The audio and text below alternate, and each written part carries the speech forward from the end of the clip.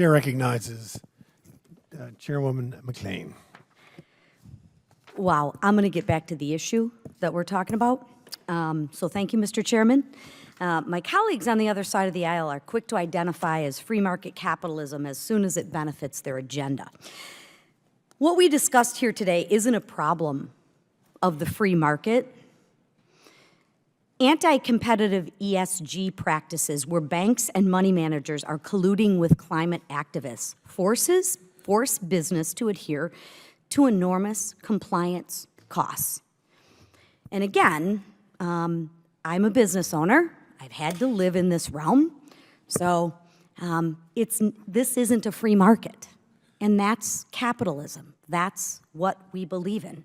The free market rewards businesses that account for the interests of their customers and investors. It's simple.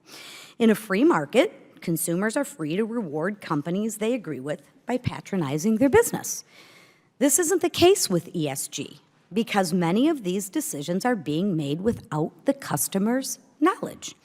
If an investor does not know that their funds are being used to finance ESG initiatives, they cannot make informed decisions. When you contribute to a pension fund, you are putting your hard-earned savings in the hands of a fiduciary who may not have your financial interests at heart. And we now are seeing these investors get a green light from the government to prioritize their desires over Americans' financial best interest. Like I said at our last hearing, I don't think my colleagues would be so quick to support this level of stakeholder capitalism if the S in ESG was investing in pro-life causes or pro-Second Amendment businesses. My goodness gracious, we would be all up in arms and we'd be talking about everything but the issue at hand. Because what I find interesting with my colleagues across the aisle, when they can't beat you on the issues, they go into name calling.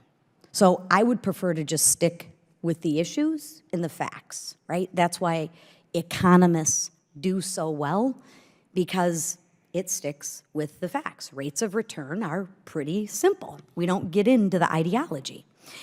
You know, to me, it's hypocrisy. And it's a tool to advance the left-leaning policies without the say of the American people. And they try to bully you with the labeling and the name-calling. Well, I'm, for one, not going to be bullied. The facts are the facts. You can call me any name you want to call me, but let's look at the facts. And let's be honest, and let's be transparent. So after all your name-calling is done, that's good. Let's just look at the facts. We've seen today that there's other downstream impacts. It's all plain and simple. Workers are facing situations where they may be fired for not complying with their company's prescriptive DEI measures.